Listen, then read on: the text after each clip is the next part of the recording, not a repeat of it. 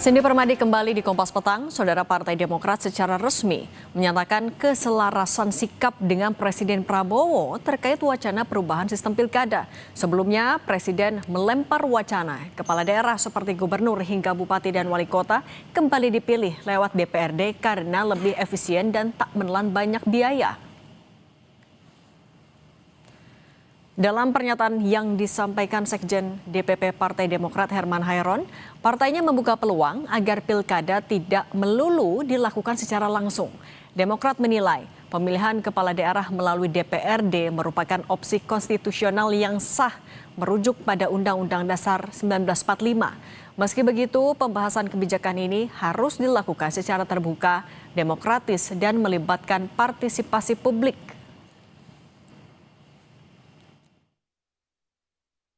Terkait dengan penentuan terhadap sistem pilkada ke depan, Partai Demokrat sejalan dan sebaris dengan Presiden Prabowo Subianto. Sikap ini berangkat dari ketentuan Undang-Undang Dasar 1945, Konstitusi Negara, yang memberikan kewenangan kepada negara untuk mengatur terhadap tata cara dan mekanisme pelaksanaan pilkada, baik secara langsung maupun oleh DPRD. Tentu kedua opsi ini sah menurut Undang-Undang Dasar. Demokrat memandang pemilihan kepala daerah oleh DPRD sebagai salah satu opsi yang harus diseriusi dan patut dipertimbangkan. Sebelumnya, upaya menghapus pilkada langsung pernah terjadi pada 2014 ketika partai-partai politik di DPR mendorong perubahan mekanisme pemilihan kepala daerah menjadi tidak langsung pada masa pemerintahan Presiden SBY. Kala itu rencana itu menuai penolakan luas dari publik. Presiden SBY pun mengambil langkah konstitusional dengan menerbitkan Perpu yang secara tegas membatalkan ketentuan yang menghapus pilkada langsung. Ya, siap.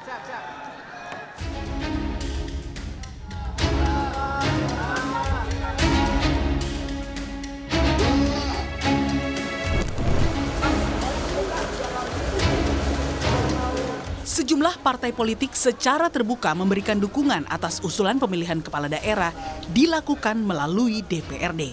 Gerindra, Golkar, dan PAN menyebut besarnya ongkos politik menjadi alasan sistem pilkada langsung harus diubah.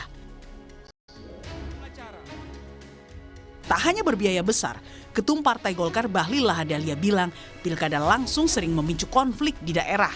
Ia pun minta pembahasan RUU politik dimulai tahun ini. Khusus menyangkut pilkada Bapak Presiden, 1 tahun lalu kami menyampaikan kalau bisa pilkada dipilih lewat DPR saja. Banyak pro dan kontra. Tapi setelah kita mengkaji, alangkah lebih baiknya memang kita lakukan sesuai dengan pemilihan lewat DPR Kabupaten Kota. Biar tidak lagi pusing-pusing. Oleh karena itu kami memandang pembahasan RUU bidang politik seyogyanya bisa dimulai tahun depan. Namun, usulan ini ditolak PDI Perjuangan. Partai pimpinan Megawati Soekarno Putri ini menilai alasan maraknya politik uang di ajang pilkada langsung justru bermuara dari partai politik yang melakukan praktik jual beli kursi yang mencapai miliaran rupiah per satu kursi. Meski begitu, PDIP menilai usulan Golkar dan sejumlah parpol ini lebih condong untuk melanggengkan kekuasaan. Kalau yang dimaksud adalah biaya paslon, ya, termasuk money politik. Ini menurut saya sih dosa partai politik. Pertama, salah satu yang membuat biaya besar bagi paslon itu adalah mahar partai politik. Saya punya pengalaman, satu kursi itu bisa sampai 1 miliar, saya dengar 2 miliar. Ya, saya lebih cenderung ke arah kepentingan jangka panjang ya, konsolidasi kekuasaan. Apalagi ketuanya Bung Doli ini kan pernah ngomong koalisi permanen. Ini kan kelihatan dari satu sisi ada upaya untuk mempertahankan kekuatan jangka panjang. Pilihan sebagian partai politik untuk mengubah pilkada tak lagi langsung masih menunggu keputusan seluruh fraksi-fraksi di parlemen. Alasan pilkada langsung jadi biang suburnya politik uang dan dinasti harus dikaji ulang. Karena sejarahnya pilkada dilakukan secara langsung agar daerah bisa memilih pemimpinnya sendiri, sekaligus menghindari kong-kali-kong parpol di parlemen daerah. Tim Liputan Kompas TV. Setelah Golkar, Gerindra, PAN, dan PKB menyatakan sikap mendukung pilkada diubah lewat DPRD, kini giliran Partai Demokrat menyatakan sikap yang sama. Lalu apa yang membuat partai milik SBY ini putar haluan? Padahal di tahun 2014 saat Presiden SBY masih menjabat, ia pernah mengeluarkan perpu yang membatalkan pilkada via DPRD. Kita bahas bersama Koordinator Jubir Partai Demokrat Herzaki Mahendra dan analis politik Ray Rangkuti. Selamat petang semuanya. Petang. Ya, selamat petang. Bang Herzaki, 2014 kan Partai Demokrat sudah punya pengalaman. Kenapa sekarang tiba-tiba berubah haluan? Apa jangan-jangan ada tekanan politik? Ya enggak lah, kan begini ya. Pertama kita masih cermati dulu yang menjadi sikap kami ini ya. Sudah disampaikan juga oleh Pak Sekjen kami sebelumnya. Pertama ini Demokrat itu berada dalam satu barisan yang sama dengan Pak Presiden Prabowo Subianto dalam menyikapi sistem pemilihan kepala daerah gitu. Ya, ini kan berangkat dari Undang-Undang Dasar nih 45 yang memberikan kewenangan kepada negara untuk mengatur mekanisme ya kan pemilihan kepala daerah melalui undang-undang, karena itu mau pemilihan langsung maupun tidak langsung yang melalui DPRD merupakan pilihan yang sah ini dalam sistem demokrasi Indonesia gitu. Tapi yang paling penting ini pilkada ini kan menyangkut kepentingan rakyat luas ya. Karena itu ya pembahasan kebijakan ini harus dilakukan secara terbuka nantinya gitu. Ini kan 2026 kan masuk di prolegnas ya, secara terbuka, demokratis dan melibatkan partisipasi publik gitu. Jadi contoh Bang Ray ini juga harus terlibat nanti menerima masukan. Teman-teman media ini juga harus ikut aktif nih seperti ini melakukan diskusi-diskusi publik gitu. Sehingga kita juga tahu pasal demi pasalnya nanti ada diskursus yang sehat gitu ya. Agar setiap keputusan ini tetap mencerminkan kehendak rakyat. Bang Herzaki, tapi sebelum kita sampai ke sana tujuan yang diinginkan juga oleh Partai Demokrat. Tapi apa yang membedakan ketika 2014 saat itu Pak SBY masih menjabat presiden, tegas sikapnya mengeluarkan perpu, sekarang selaras dengan Presiden Prabowo? Begini ya, kalau pada saat Partai Demokrat dulu mendukung pilkada langsung ya berdasarkan hampir semua lembaga survei, data itu sekitar 80% masyarakat mendukung pilkada, 85% waktu itu. Jadi ketika itu 65% itu masyarakat mendukung pilkada langsung. Karena itu Demokrat juga sangat responsif terhadap aspirasi ini gitu. Ya. Halo? Ya. Halo? Sinyal? Oke, kalau gitu Bang Herzaki kita perbaiki dulu komunikasinya. Sekarang saya ke Bung Ray dulu kalau gitu Bung Ray. Tapi kalau menurut Anda, analisis Anda ada apa di balik perubahan sikap Partai Demokrat? Ini saya ya? Iya Bung Ray silahkan. Oh itu kan udah disebutkan oleh pengantar oleh Sekjen. Karena ikut Pak Prabowo. Jadi alasan mereka untuk mengubah sikap politik untuk mendukung pilkada itu tadi. Karena mereka ikut ikut sikap politiknya Pak Prabowo. Bukan sikap politiknya Demokrat gitu loh. Tapi itu menggambarkan situasi kebatinan di dalam kabinet juga kah sampai Demokrat harus pindah juga jadi selaras sama Pak Prabowo? Gimana? Ini menggambarkan suasana kebatinan di kabinet juga kah Demokrat jadi merasa harus ikut dengan keputusan Pak Prabowo? Ya saya kira karena ada sesuatu lah yang membuat Demokrat itu berubah haluan dengan drastis. Ini kan berubah haluannya itu bisa 100%. Karena sebelumnya itu kan justru Pak SBY yang mengeluarkan perpu untuk menyelamatkan pilkada tetap dilaksanakan secara langsung. Gitu. Loh, kok malah sekarang malah ikut dengan Pak Prabowo. Jadi argumen-argumen yang kita yang substantif lah macam-macam nggak kedengaran gitu. Itu artinya apa? Ya artinya ada mungkin tekanan dari pemerintah dan ada kecintaan terhadap kekuasaan dari Partai Demokrat gitu loh.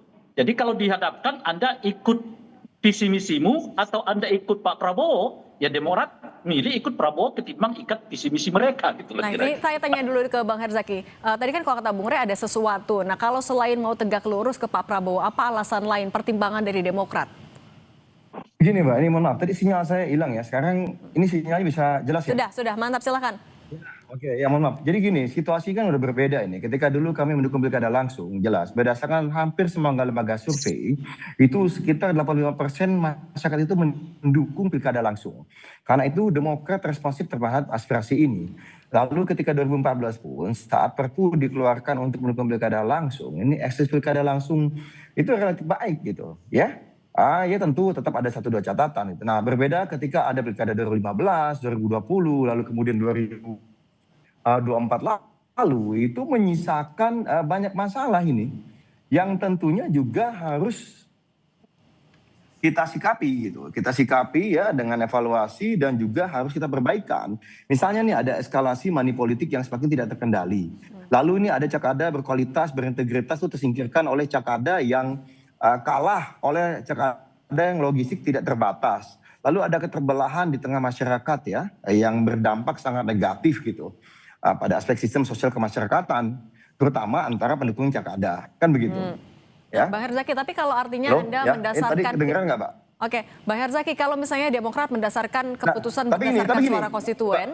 Tapi ini, ada data yang berbeda, ketika hari ini, saat ini, justru sejumlah survei menyatakan pendukung pilkada langsung itu menurun drastis menjadi sekitar 70%-an gitu. Artinya juga ada pergeser aspirasi masyarakat. Nah, oke. Ya, dan pendukung pilkada langsung menjadi tidak langsung gitu loh. Nah, ini kan tentu ini harus didalami lagi untuk menjadi pertimbangan penting para pembentuk undang-undang pemilu. Ini kan masih berproses kita. Ini masih 2026. Kita masih berproses, ada 2026, 2027 sampai kita persiapan menuju ke nanti. Nah ini yang kita tentu bagaimanapun harus kita bahas bersama-sama untuk mencari format terbaik dari pilkada itu ke depan. Oke, Bang Herzaki, kalau misalnya sekarang keputusan Anda didasarkan pada suara publik yang menurut Anda bergeser, memilihnya pilkada tidak langsung. Artinya tapi kalau nanti berubah lagi, jadi mereka lebih setujunya sama pilkada langsung, Demokrat masih membuka ruang untuk berubah lagi haluannya? Ya, ini kan kita kan melihatnya seperti ini, Mbak, gitu ya. Ada ekses-ekses, ya kan. Jadi ketika dibeda, kok 2014 ini sekarang begini tadi, ada ekses-ekses yang kita cermati. 2015, 2020 dan juga 2024. Nah, ini kita mau nih bagaimana cara ekses-ekses negatif ini bisa hilang gitu. Nah, salah satu opsi yang kita lihat lalu pilkada melalui DPRD ini menjadi suatu opsi yang sah kita lihat. Ya, dan opsi yang masuk akal juga. Tapi lagi-lagi yang paling penting kan hari ini bagaimana kedaulatan rakyat tetap terjaga. Yang kedua bagaimana kontrol terhadap masyarakat, kontrol dari rakyat ini gitu ya, terhadap yang tokoh-tokoh yang terpilih ini kan yang menjadi penting itu. Dan juga bagaimana ekses negatif, dampak hiruk pikuk hari ini sehingga kami itu bersedia untuk membahas, mengevaluasi secara serius gitu dengan melibatkan seluruh pemangku kepentingan. Ya, untuk mencari format terbaik ini. Jadi kita pelajari nih, kita pelajari betul ya, baik langsung atau tidak langsung kita pelajari betul. Ini kan tanggung jawab dari partai politik. Kira-kira gitu. Saya ke Bung Ray dulu. Kemudian kita sampai kepada kesimpulan hari ini kita bersama Pak Presiden, Pak Prabowo gitu ya. Bersama dengan Pak Presiden. Bang Herzaki. Saya ke Bung Ray dulu, Bung Ray. Gitu. Tapi kalau melihat dari komposisi partai politik yang mendukung di parlemen ya sudah mayoritas, yang tegas menolak masih hanya PDIP saja. Hitung-hitungannya kalau menurut Anda ini sudah menggambarkan keseriusan dari partai-partai di kabinet untuk menggolkan ini? Ya kita usah dipikirkan lagi ya, memang begitulah. Udah pasti berarti ya. Sampai Demokrat bisa berubah haluan drastis kok. Itu satu. Tapi saya nggak tahu tadi data yang diungkapkan oleh Bung Zaki ya. Itu data dari mana gitu. Seingat saya Kompas merilis data per Oktober-November 2025 itu masih mengungkapkan soal persetujuan publik terhadap pilkada langsung itu mencapai 80%. Seingat saya ya. Dan hampir di banyak lembaga survei itu relatif masih di angka 75-85% tingkat keinginan publik untuk tetap mendukung pilkada langsung ini gitu. Jadi data dari mana itu saya nggak tahu Bung Herzaki mendapatkannya gitu ya. Nah yang seterusnya adalah ini kan DPR kita ini seperti memancing-mancing terus ya kejengkelan publik terhadap mereka. Rasa-rasanya peristiwa Agustus itu belum sepenuhnya membuat mereka merenung tentang apa sih sebenarnya yang membuat masyarakat begitu jengkel sehingga hampir 8 ya kantor DPRD dan kantor pemerintahan itu dirusak oleh massa. Ini kan jadi aneh gitu. Tatkala anggota DPR dan DPRD-nya begitu teruk di mata masyarakat ya, yang tingkat kepercayaannya sangat rendah. Ya, selalu berkisar di antara nomor 10, 11 di antara sekian banyak lembaga negara yang dipercaya oleh publik, kok malah hak asasi yang paling fundamental dari rakyat, yaitu memilih sendiri kepala daerah mereka itu mau dialihkan ke DPR gitu loh, ke DPRD gitu. Ini logika berpikirnya bagaimana? Saya tanyakan dulu ke Bang Herzaki, Bung Ray.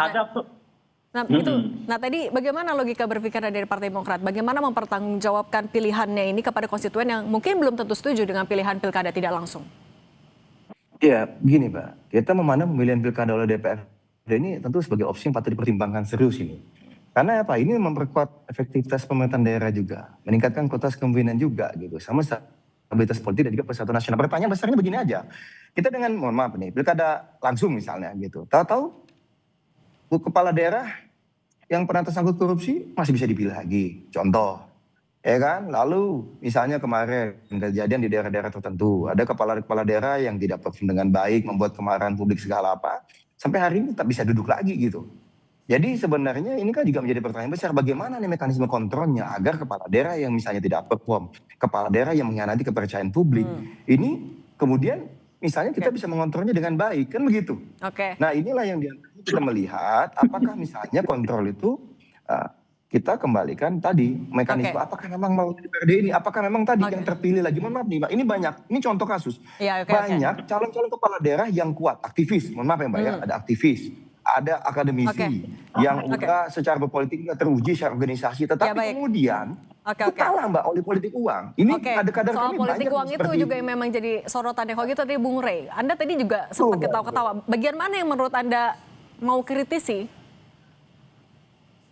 Mengkritisi yang mana ini? Bung Rey, bagaimana dengan Anda melihat ya Partai Demokrat kemudian berubah sikap, kemudian dengan jumlah mayoritas di parlemen juga sudah hampir fix, publik masih bisa apa?